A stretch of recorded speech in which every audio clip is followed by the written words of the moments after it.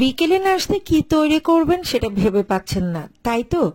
আজকে ঘরে থাকা পাউরুটি দিয়েই কিন্তু দারুণ স্বাদের একটা সহজ ও মজাদার নাস্তার রেসিপি শেয়ার করব।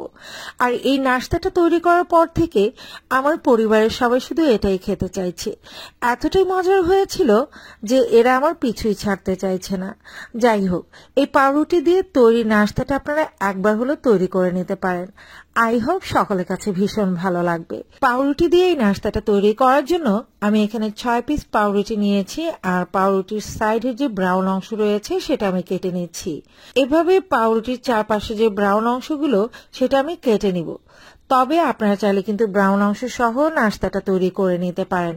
আর এই যে ব্রাউন অংশগুলো কেটে নিয়েছি এগুলো কিন্তু ফেলে দেওয়া যাবে না, চাইলে এগুলো দিয়ে আপনারা ব্রেড ক্রাম্বস তৈরি করে নিতে পারেন। সেটা পরবর্তীতে কোনো স্ন্যাক্স আইটেম তৈরি করার কাজে কিন্তু লেগে যাবে। তো সবগুলোই আমি কেটে নিয়েছি, আর এভাবে মাঝখান বরাবর কেটে এটাকে কোনাকুনি করে আমি এরকম 3 কোনা করে ব্রেডটাকে রেডি করে নিয়েছি। এবারে এই পাউরুটিগুলোকে কোট করার জন্য আমি একটা ব্যাটার রেডি করে নিব। সেজন্য আমি রুম টেম্পারেচারে থাকা একটা ডিম নিয়ে নিলাম, দিয়ে দিচ্ছি হাফ কাপ পরিমাণ পেঁয়াজ কুচি, কাঁচামরিচ কুচি নিয়েছি 4 থেকে 5টা, আর দিয়ে দিচ্ছি স্বাদ মতো লবণ।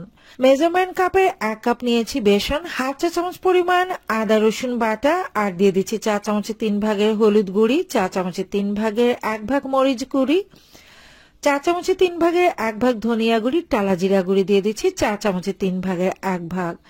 এবার অল্প অল্প করে পানি অ্যাড করে একটা ঘন টাইপের ব্যাটার রেডি করে নিব।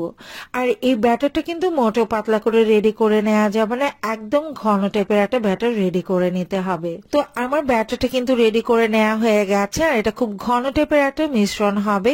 এবার এই ব্রেড পাকোড়াগুলো আমি ভেজে নিব। সেজন্য আমি প্যানে পরিমাণ মতো তেল দিয়েছি, আর তেলটাও কিন্তু গরম হয়ে এসেছে। তেল গরম হয়ে যাওয়ার পর চুলার আঁচটা মিডিয়াম টু লো এর মাঝামাঝি করে দিতে হবে।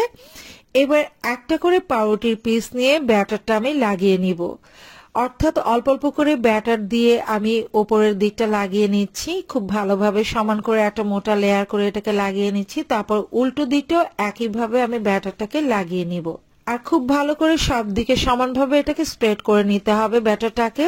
এবার তেলের মধ্যে সাবধানে দিয়ে দিব। একইভাবে একটা একটা করে পাউরুটির পিসে আমি ব্যাটারটা লাগিয়ে তেলের মধ্যে দিয়ে দিব। আর চুলার আঁচটা অবশ্যই এই পর্যায়ে মিডিয়াম টু লো এর মাঝামাঝি রেখে কিন্তু ভেজে নিতে হবে, তা না হলে দেখা যাবে দ্রুত কালার চলে আসবে, বাট এই ব্রেড পাকোড়াগুলো একদমই ক্রিস্পি হবে না। তো আমি উল্টে পাল্টে এগুলোকে ভেজে নিচ্ছি, আর দেখতে পাচ্ছেন এখন উপর থেকে কালারটা কত সুন্দর এসেছে। তো এইভাবে সবগুলো নাস্তায় আমি ভেজে নিয়েছি। আর এই ব্রেড পাকোড়াগুলো সত্যি খেতে এত মজার হয়েছিল, আলহামদুলিল্লাহ এর টেস্ট কিন্তু অসাধারণ ছিল। আর উপর থেকে বেশ ক্রিস্পিও হয়েছিল, খেতে ভীষণ টেস্টিও হয়েছিল।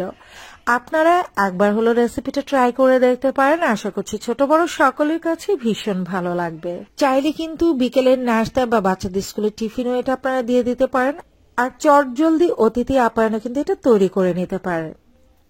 আই হোপ বরাবরের মতো আমার আজকের রেসিপি আপনাদের কাছে ভীষণ ভালো লেগেছে। ভালো লেগে থাকলে লাইক, কমেন্ট এবং শেয়ার করে দিবেন। শুরু থেকে শেষ পর্যন্ত পুরো রেসিপিটি দেখার জন্য সবাইকে ধন্যবাদ জানিয়ে আজকের মতো এখানেই বিদায় নিচ্ছি।